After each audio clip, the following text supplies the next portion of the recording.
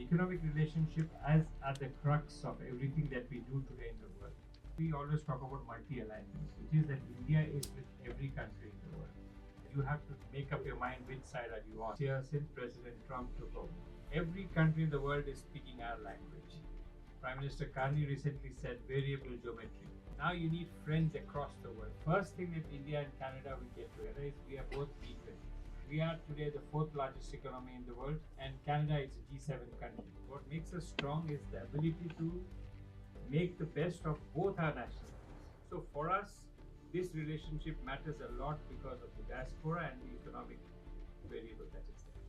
We've had the visit of the National Security Advisor to India. We've had the visit of our Civil Aviation Minister here. We have had Anita Anand, the Foreign Minister, going to India. We have Varinder, the International Trade, going to India. Dr. Jaishankar came here. We've had various other joint working groups, senior official level meetings, business people, everything in less than 3 months. Next 3 months is going to see even more activity, is the start of negotiations for a comprehensive economic partnership. Today I have a great opportunity to take up this relationship.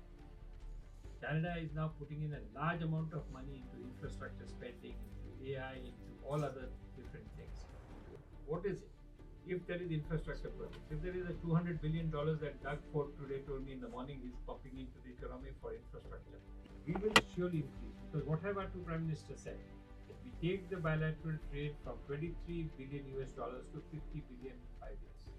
And in 5 years to reach 50 billion will take a lot of work. And it can be done. It's not impossible.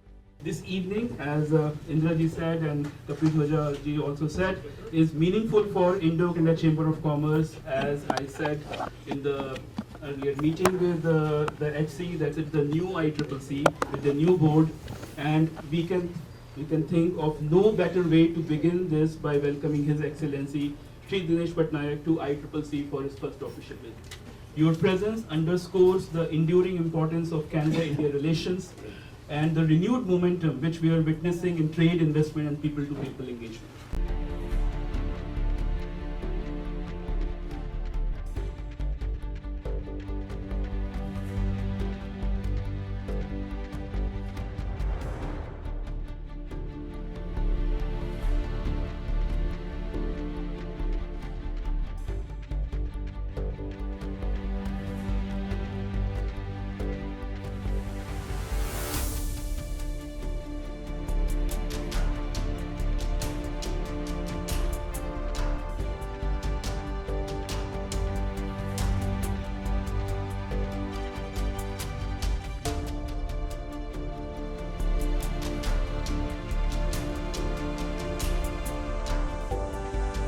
Tell us the experience being a part of it and with the Indo-Canada Chamber of Commerce, sir. I've been with ICCC for a long time, and it's a great institute which helps businesses from both sides of the border to come together and develop, and it's a place for interaction, and it's always good to be here. Thank you.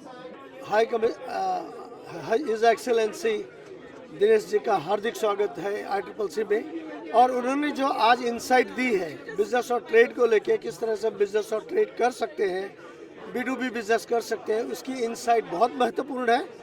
और आशा है कि Indo-Canada chamber of commerce उनकी guideline में, उनकी leadership में बहुत अच्छा करेगी। सर बहुत बहुत शुक्रिया जुड़ने के लिए। आज इंडो-कनाडा चैम्बर ऑफ कॉमर्स में आए, पूरी कम्युनिटी साथ में थी यहाँ पे। कैसा रहा आपका ये पूरा कैसा रहा पूरा, आप देखते हैं इस चीज़ को आप यहाँ पे सर? Yeah, बहुत अच्छा, because this is the first event of 2026 and I'm glad I came to this event.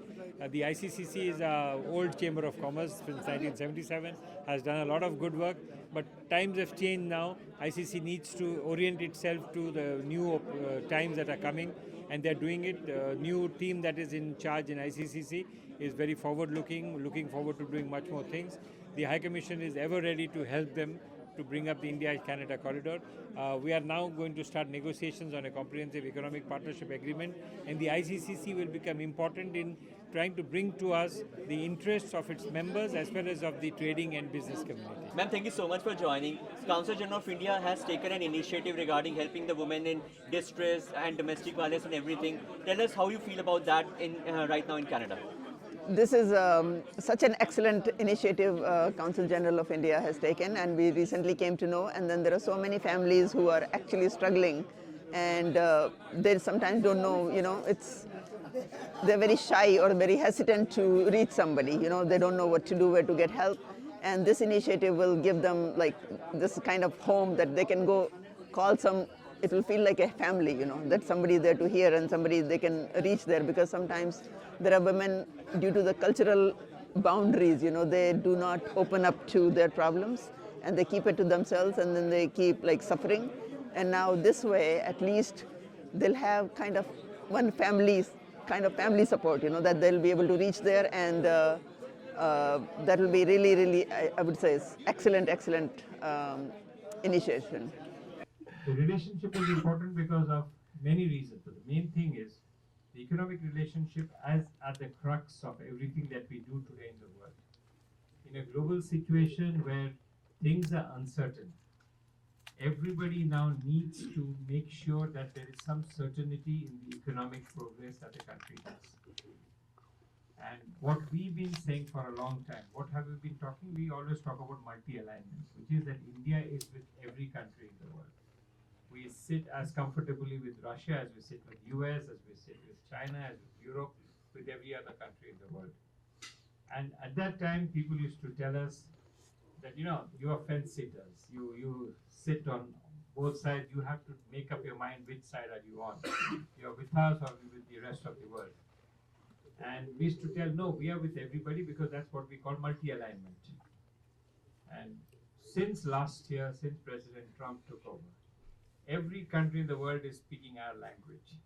Prime Minister Carney recently said variable geometry, which is the same thing as multi-alignment, which means that now you need friends across the world. You need to make sure that you have a strategic relationship with every country in the world which is meaningful. And which are the meaningful countries? It's the G20 today. And there is no country in the world which can afford not to have a good relationship with the G20 members. And so the first thing that India and Canada we get together is we are both G20 countries. We are today the fourth largest economy in the world. We just surpassed Japan to become the fourth largest. And Canada is a G7 country, one of the largest. And so it is imperative that we get the economic relationship right. Apart from that, the second thing is the strength of the diaspora, because these are the two things which bind us together. Why the strength of the diaspora? The US is a bigger diaspora than Canada has, but in terms of percentage, you are probably one of the largest in the world. I mean, we are almost 3 million Indians here, out of a population of 42 million. In the US, we have 5.5 to 6 million Indians out of 340. So you do the mathematics for yourselves. It makes sure that this is an important relationship. Wherever you go, this country to a large extent has been built on the strength of the Indians who came here, from the Sikhs who came in the beginning to all the latest ones which are coming now. You have built up this country and you should be proud of it. And I was really proud when I saw all of you singing the national anthem so easily. Because what defines us, what makes us strong, is the ability to make the best of both our nationalities. You were born or you came from a country which is your birth nationality, and you have a nationality here. It is not. You know, I give this example to everybody in the world. US, they call it a melting pot, right? What's a melting pot? Means every other nationality comes in, becomes one soup, right? One melting pot. In India, we're like a thali. Every dish is separate, but yet you eat it together. And Canada, to a large extent, shows what a thali is like. They've allowed every single sabji, aloo, everything else to have its own identity, yet we have a Canadian identity. It makes us strong to have our religious identity, our Indian identity, and a Canadian identity.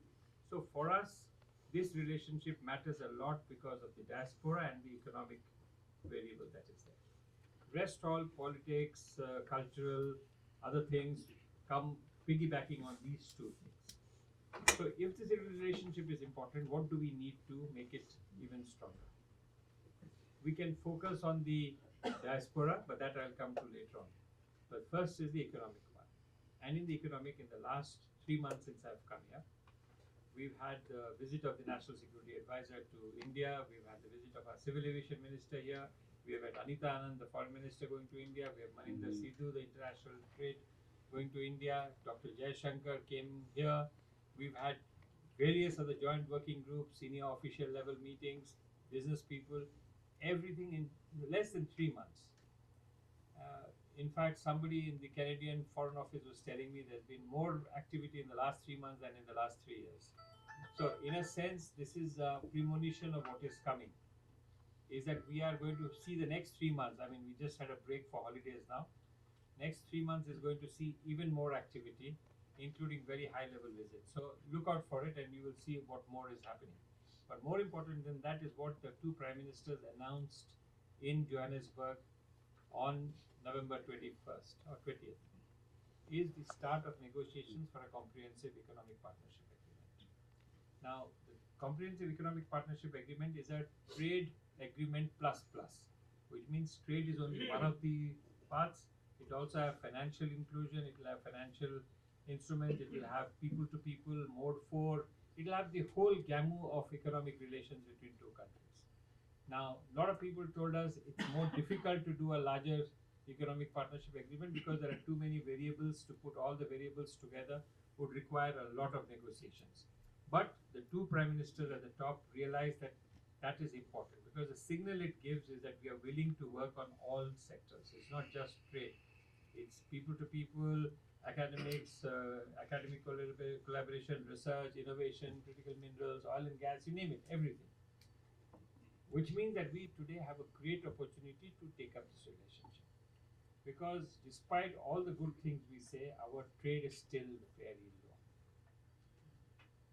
The bilateral trade is about 23 billion US, about 32 billion Canadian, out of which a large amount of it is services. So real goods trade is small. It's about 12 or 14 billion Canadian, which is about 8 billion US, which is really, really small compared to the size of this country. I mean, I'm coming from a very small country. I was ambassador in Spain. Before this, we have a bigger trade relationship with India than Canada has. It should not be, given the strength of the diaspora. So how do we build this up? What are the items that we can do? And so this is where we are going to work in the next few months to identify these areas, to put together what we can do, where we can trade more, where we can do business more, where we can invest more, where we can get more workers, where we can get more people, where we can get education, students, all of this we're going to put together into a comprehensive package. And that's where you all come in, because you all have been here for a very long time. And like I was telling Prashant and the others when I met them upstairs, a Chamber of Commerce first loyalty is not either to Canada or to India, it is to their members. Because there is no point in having a Chamber of Commerce which doesn't deliver economic benefits to its members. And so members have to push the Chamber to do more for them. And so for that, you need to sit down and identify what are the things that you can do very well. And what are the things I can help you do better. So two things. One is plug you into the Comprehensive Economic Partnership Agreement. So you have to identify where are the bottlenecks. You are the guys doing business on the ground. I am only getting second-hand information from you. You are the guys with the information on the ground. Where are the bottlenecks? Where are the bottlenecks to doing trade? Where are the bottlenecks to doing joint ventures? Where are the bottlenecks to doing getting workers? Where are the visa bottlenecks? Where are the immigration bottlenecks? Where are the academic bottlenecks? What are the bottlenecks you have? Simple things. Sanitary, phytosanitary bottlenecks, licensing procedures, government procurement. I mean, I can give you a whole host of things. You have to tell me, because all of you members have to get together and tell me these are the areas where we need the government of India to help us. We need you to talk to government of Canada, and you speak to your people also, because they've started the consultation process. Let's work on that. So that's the first order of thing that I want to tell you is please put your mind to what you can do better for the Indo-Canada trade relationship. Second is how can you benefit from all that's happening in Canada now and in India. We are today the fourth largest economy in the world. Canada is now putting in a large amount of money into infrastructure spending, into AI, into all other different things, into energy, into critical minerals. How do you benefit? It's very good to say big words or India and Canada are doing a lot of things, but if it doesn't translate into any benefit for the Chamber of Commerce, where you're only reading it from some paper, what's the use? So for you is to identify where can we plug in. Where can we make money out of all this? At the end of the day, we are all here for making money, right? If we're here for making money, let's find out ways how can we make money. So, what is it? If there is infrastructure projects, if there is a $200 billion that Doug Ford today told me in the morning he's pumping into the economy for infrastructure, where in infrastructure can we make money? Can we make into electric power transmission, into building roads, into providing workers for roads, into providing materials for road, into consultancy for this? There are millions of different ways. You all know your business people. We just need a door to open. You will walk in, but you need to know which door to go to. Where do you go to? And this is the kind of thing you have to do. And we will also help you. Kapi is here. We have people in Vancouver. We have in Ottawa. You should also tie up with people who know the system. So, analysts. I was seeing as part of the advisory board, there is a research and analysis company. You have Seneca. You have others. So, work with them to make sure that you have the knowledge to tell your members how can you make money out of all the advantage that will happen, because we will surely increase. Because what have our two prime ministers said? That we take the bilateral trade from 23 billion US dollars to 50 billion in 5 years. That's a big take. And unless we really work together, it's impossible to meet that. I mean, I'm being very frank here. It took us, 70 years to reach 23 billion. And in 5 years to reach 50 billion will take a lot of work. And it can be done. It's not impossible. It can be done. So you look at pharmaceuticals, you look at food products, agri-products, oil and gas, potash, fertilizers, energy, you name it, minerals. There's a whole lot of things we can do.